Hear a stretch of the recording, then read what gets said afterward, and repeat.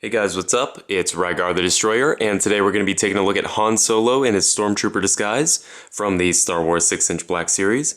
This guy is really cool, but before we take a closer look at him, let's go ahead and take a look at his packaging.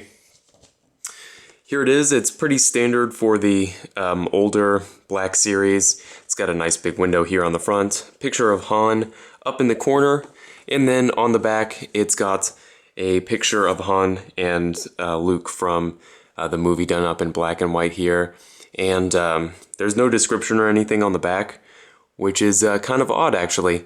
But anyway, let's go ahead and get back to the figure itself. Han, without his helmet here, stands at exactly 6 inches tall, and then with his helmet on, let's see here, makes him probably just a 1/16 to an 1/8 of an inch over 6 inches, so not a huge difference there with the helmet. And of course that is the first accessory here. And one thing that I really like is that the helmet fits over his head and doesn't look, like huge. But then whenever you take off his helmet, his head, at least to me, doesn't look small, which is a problem you can have with figures with removable helmets. So I'm really glad that they spent the time to do that. And then his second accessory is the Stormtrooper Blaster here. It does have a little bit of paint detail on it, which is nice. And it also fits into his holster here on his belt, which is nice again. As far as this figure goes, it's basically the Stormtrooper body with a Han Solo head and a new removable helmet. So the articulation is basically what you would expect it to be. He's got a ball peg in the head, which lets it tilt side to side, and then there's a hinge in the neck which lets it go forward and back. One thing that they did on this figure that's kind of interesting is there's actually a floating piece on the neck that hides the joint, which is really nice. I wish they would do that on more figures like this because I think it looks really nice. He's got ball hinge shoulders with not the greatest range of motion, but it's kind of what we'd come to expect with this Stormtrooper body mold, and they do swivel 360. He's got double jointed elbows that give him better than 90 degrees, which is good.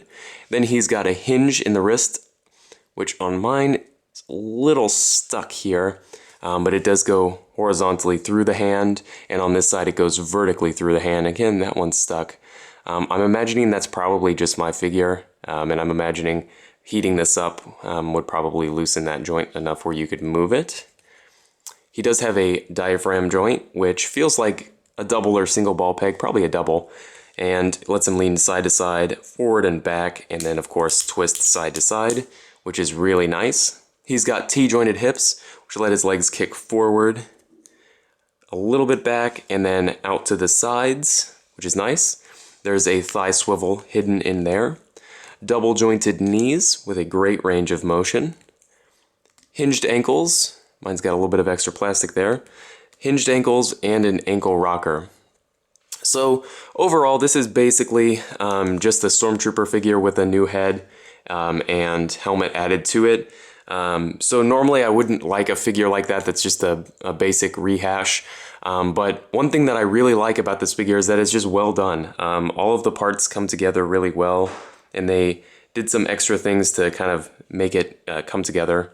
And also, it's a way of adding another Stormtrooper to your ranks without just buying a ton of Stormtroopers. So this guy serves as Han Solo as well as a Stormtrooper, which is nice. I really like that.